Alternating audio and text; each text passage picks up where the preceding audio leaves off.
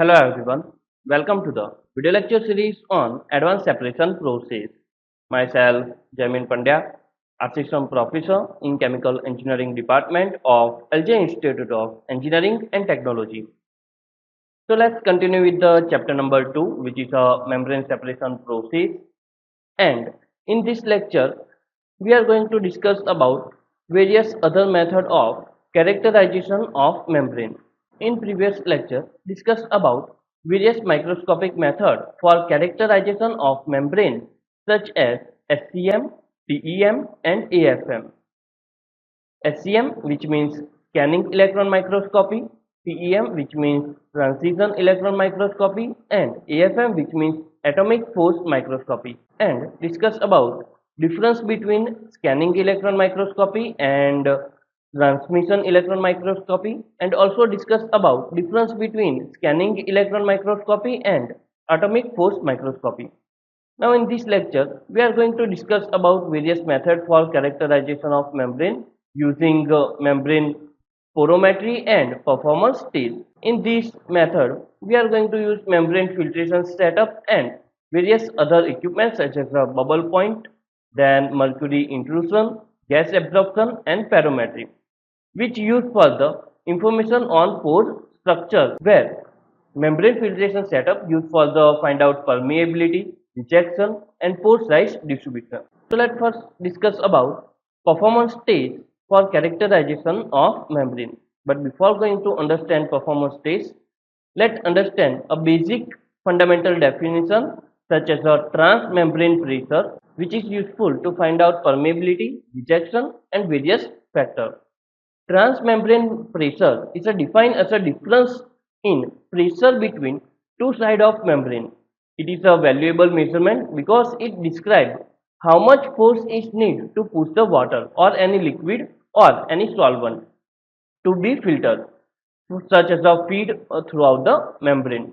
So let's consider this is a one membrane setup where feed is going from this side.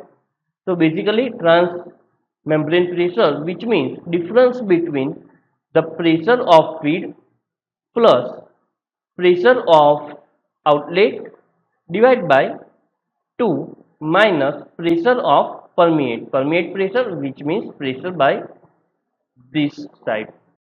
So this equation describes how we can find transmembrane pressure. Transmembrane pressure, which means delta P is equal to input pressure plus output pressure divided by 2 minus permeate pressure.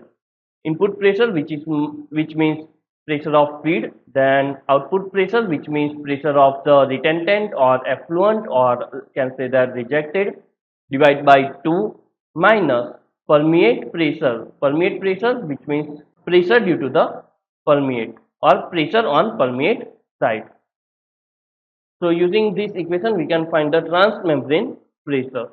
The flow rate through the membrane or filter is measured at single transmembrane pressure, a pore length and porosity, and overall membrane porosity must be assumed or measured by the some other means.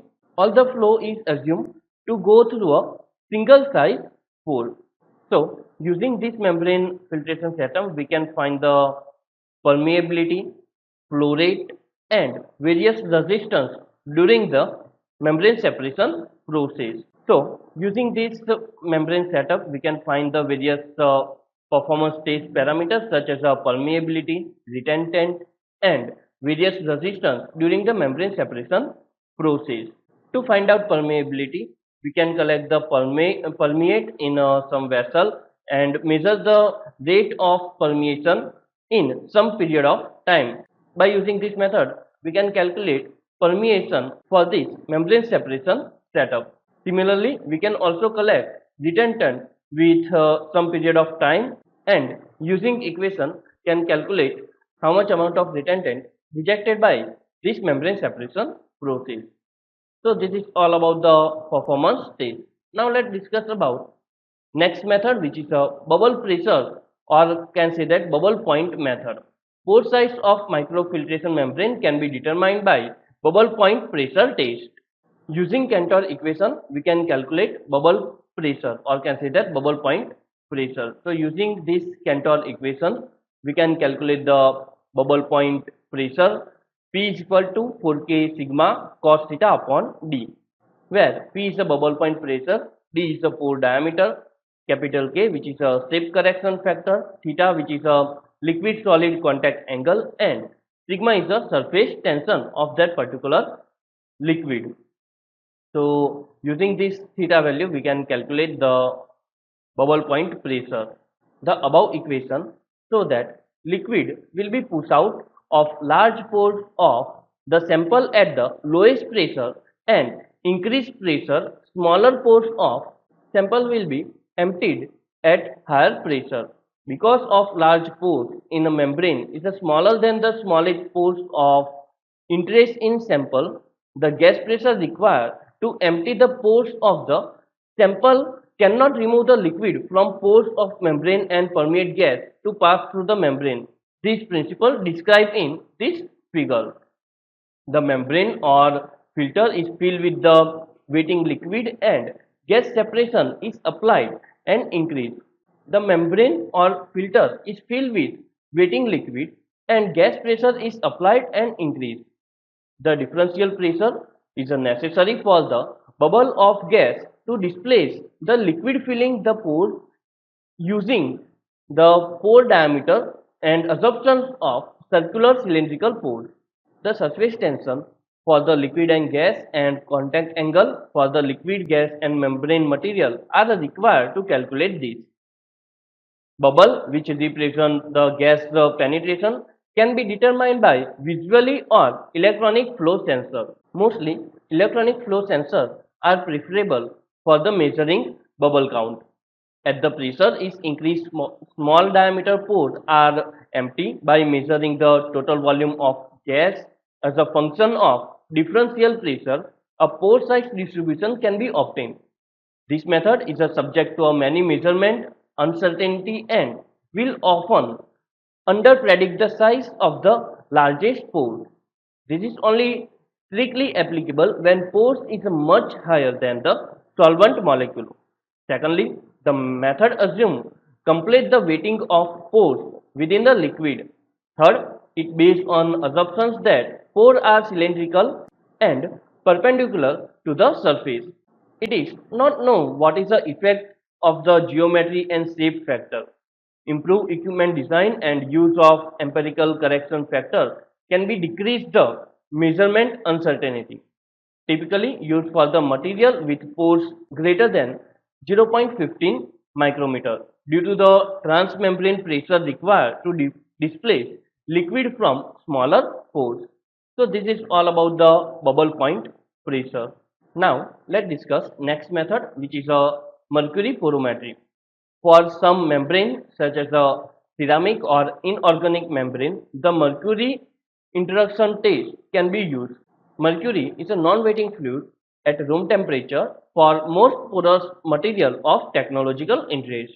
So using this formula we can calculate the mercury pressure, where P is the pressure, D is the pore diameter, or can say that dP, which means pore diameter, theta which is the liquid solid contact angle, and sigma which is the surface tension. So using this formula we can calculate pressure or pore diameter by gradually increase in pressure applied to a porous sample immersed in mercury bath and monitor the increasement volume of mercury intruded for each new applied pressure. The pore size distribution of sample can be estimated in terms of volume of the pores intruded for the given diameter.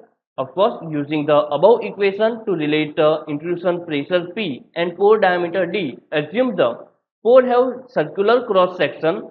Moreover, the surface tension of mercury is a 485 dyne per centimeter. Hence, high pressure need to be used that may be compress the membrane and distort the pore mouth opening. A further disadvantage is that membrane becomes dry. So using this instrument can calculate the pore diameter using mercury porometry. Our specimen, or can say that membrane sample, is placed here this in this holder. We can apply the mercury from this side and create the vacuum at this section using this vacuum pump.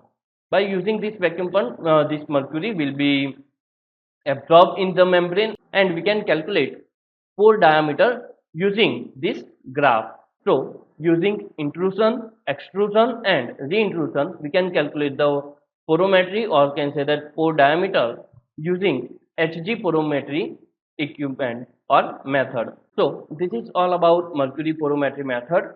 Now let us discuss about pulp porometry method. Pulp porometry is a useful and convenient technique for the determination of size distribution of activity pores in membrane in size of 1.5 nanometer to 100 nanometer. The membrane is clamped between two flowing gas streams. The permeate side of the membrane is swept by the inert gas such as nitrogen. The feed side of the membrane is swept by the mixture of inert gas, condensable vapor and probe gas. This is quantitatively measured in trace level such as O2. The process is shown in this figure. The partial pressure of the condensable vapor is rise and lower to the closed or open pores of different size, typically 0.01 to 0.025 nanometer.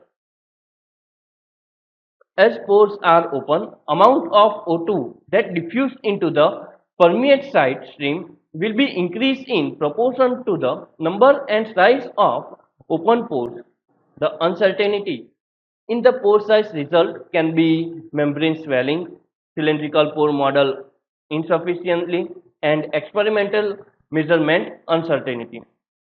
Let us consider pore solid is contact with vapor at pressure P as the relative vapor pressure is gradually increased. First manometer layer is formed on a inner surface of pore.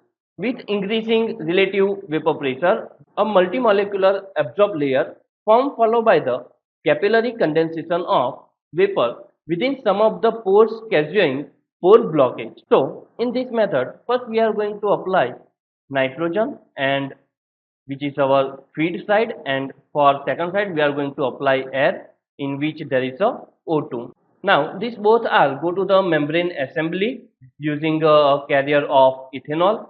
From this membrane the O2 can only pass, and due to this O2 analyzer we can analyze the level of O2 and find out how much pore size distribution all over the membrane. So this is all about this method. So in this lecture discuss about the various method of characterization of membrane. So this is all about today's lecture. I am completing my lecture here. Thank you.